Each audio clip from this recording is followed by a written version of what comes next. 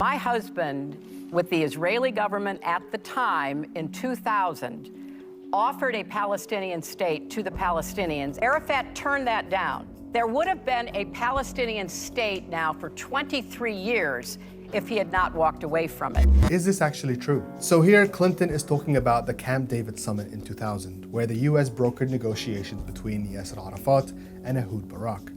It was meant to be a final status solution to the conflict. That had come 7 years after the Oslo Accords were signed, which too had promised the Palestinians a state within 5 years.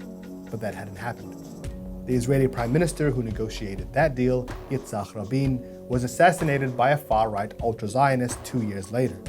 At the Camp David summit, a number of key issues for Palestinians were rejected by Israel, including the right of return for Palestinian refugees, sovereignty over East Jerusalem and Al-Aqsa Mosque, and a return to pre-1967 borders.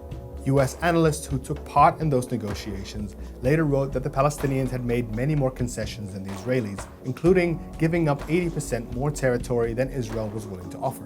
Polls at the time suggested 55% of Palestinians approved of Arafat's position on the agreement, while the majority of Israelis believed Ehud Barak had compromised too much.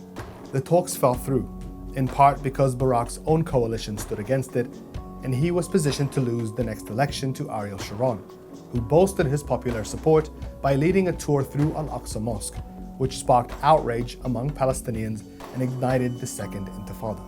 In the aftermath of the talks, Barak blamed Arafat solely for the failed negotiations, and successive administrations of Sharon and Netanyahu would use this as proof the Palestinians did not want to make peace.